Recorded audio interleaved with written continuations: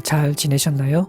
하나님이 주시는 참된 생명과 양식은 바로 하나님 자신이죠. 우리가 그 하나님을 경험하고 체험하면요, 하나님이 주시는 그 참된 쉼과 처소에 머물게 되고, 그로 인해서 세상에서 누릴 수 없는 그 평안과 안정감을 누릴 수 있게 되는 거죠.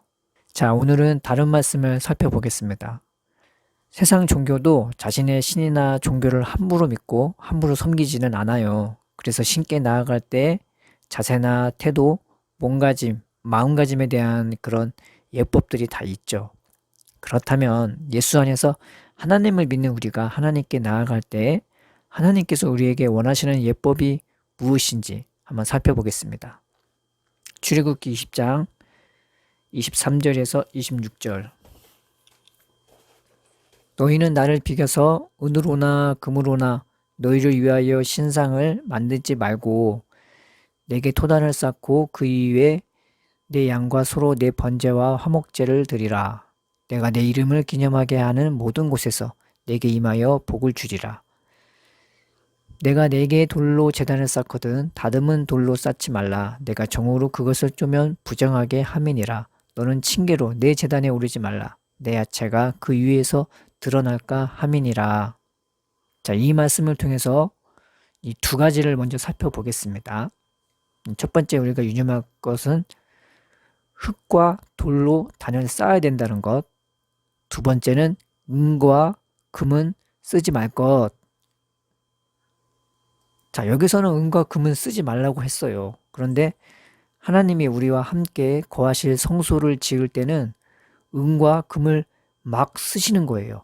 심지어 녹까지, 각종 보석, 사파이아, 루비, 에메랄드, 토파지, 다이아몬드, 진주, 가넷, 호박, 오팔, 터키즈, 옥, 아쿠아마린 등 각종 귀한 보석과 귀한 재료까지 다 쓰시는 거예요.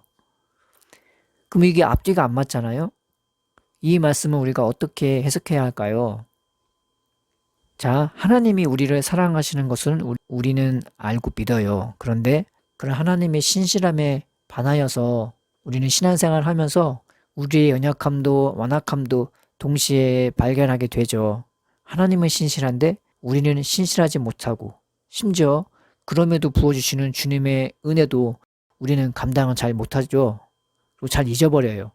드러나는 것도 그 정도인데 드러나지 않는 내 심령의 연약함, 완악함, 그 은혜에 대한 단기기억 상실, 장기기억 상실증은 훨씬 심각한 거죠. 성경을 보면 이스라엘은 하나님이 베풀어 주신 아무리 큰 구원을 경험해도 보통 2, 3일을 넘기지 못했어요. 그래서 하나님이 그에 대한 처방으로 그 은혜와 사랑을 매일 먹으라고 했을지도 모르겠어요. 이 완악함이 바로 우리에게는 흙이고 돌 같은 거예요. 우리가 흙같이 연약하고 돌같이 강팍해요. 이게 바로 우리들의 모습인 거죠. 그런데 세상은 우리 보고 흙과 돌이 되면 안 돼. 너희는 나를 섬길 때 은과 금처럼 음이나 금이 될 것을 요구해요. 그런데 하나님은 다른 거예요. 내가 연약한 것도 내가 완악한 것도 우리가 받은 은혜조차 쉽게 잊어버리는 단기기억 상실자, 장기기억 상실자인 것도 너무 잘 아세요.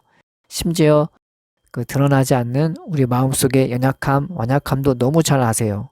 그런 흙같이 연약하고 돌처럼 완악한 게 우리의 모습인데 근데 희한한 거는 하나님은 그 모습 그대로 나오래요. 세상은 아니잖아요. 이 세상 신도 안 그렇죠. 다른 종교를 봐도 그러진 않잖아요. 그런데 하나님은 그 모습 그대로 나오래요. 희한한 것은 내 모습은 분명 흙과 돌인데 하나님이 그런 나를 흙과 돌이 아닌 금과 음처럼 보시는 거예요. 이게 신앙의 묘미인 거죠. 분명히 내가 나를 볼 때는 흙처럼 연약하고 돌처럼 딱딱하고 강박한데 좀 은혜 받으면 은혜 받았다고 좋아했다가 겸손과 온유와 순종으로 나아가기는커녕 금세 잊어버리고 오히려 내가 은혜를 경험했어. 나는 은혜를 알아. 라는 지식으로 교만해지기까지 하는 게 우리의 모습이잖아요. 그런데 그 모습 그대로 나오래요. 그리고 그런 나인데도 불구하고 하나님은 그런 나를 은과 금처럼 보시는 거예요. 바로 예수님의 마음이 그런 거죠. 왜냐하면은 예수님의 마음 속에는 하나님밖에 없기 때문에 우리가 연약한 것도 너무 잘 알지만은 그런 나를 금과 은처럼 귀히 보시고 심지어 귀한 보석처럼 각종 귀한 보석처럼 귀히 여겨주시고 우리를 품어주시는 거예요. 그 은혜와 사랑 안에 거하게 되면 연약한 흙이 강해지고 돌처럼 딱딱한 심령은 녹아져서 그것이 우리를 주님의 형상으로 나도 모르게 닮아가게 하고 변화하게 하는 거겠죠. 사람은요, 은혜를 받아야 변하지 내가 아무리 노력하고 죽을 힘을 다해서 고치려고 노력해도 잘 안 바뀝니다. 그래서 성경은 그 단으로 싸울 때 억지로 돌을 정으로 깨거나 다듬지 말라고 하시는 거예요. 왜냐하면 우리를 변화시키는 것은 주님의 몫인 거기 때문이죠. 그 도박꾼이 도박을 끊기가 그렇게 힘들잖아요. 그 도박을 끊기 위해서 오른손을 잘라도 왼손으로 도박하고 왼손을 잘라도 발가락으로 도박하고 이게 사람은 은혜를 받아야 이렇게 변하지 인간의 노력은 아무리 노력해도 그것을 끊기가 참 힘들어요. 조카가 엄마가 해준 스파게티 먹는 그 동영상을 봤는데 입술이 삐에로예요. 그런데 엄청 이뻐요. 그렇게 그 부모의 사랑 안에서 그 아이는 넉넉하게 잘 크고 있죠. 제 조카가 계속 삐에로 같이 먹지는 않을 거예요. 그쵸? 나중에 크게 되면 스스로 정결하게 먹고 설거지도 할 때도 있을 거고 심지어 스스로 요리도 하면서 먹게 될 거예요. 다 때가 있죠. 그렇지만 지금 그 아이의 모습은 보기에 굉장히 이쁘고 사랑스러운 아이인 거죠. 비록 먹을 때 삐에로가 되지만 그 아이는 참 이뻐요. 우리를 보시는 하나님도 우리를 그렇게 사랑스레 흐뭇하게 보시지 않을까요? 우리는 어찌 보면 코올리게 같고 우리의 발걸음은 삐뚤빼뚤하기도 하고 때로는 속을 썩이거나 때로는 하나님 보시기에 별것도 아닌 건데 그걸로 축 처지거나 우는 모습이 우리의 모습이지 않겠습니까? 그럼에도 하나님은 우리를 사랑하세요. 그럼에도 하나님은 우리를 품어주십니다. 그리고 그분이 우리의 아버지세요. 우리 아버지는요, 힘도 세고요, 부자고요, 모르는 게 없으세요. 그런데 그분이 우리의 아버지고 우리를 사랑하세요.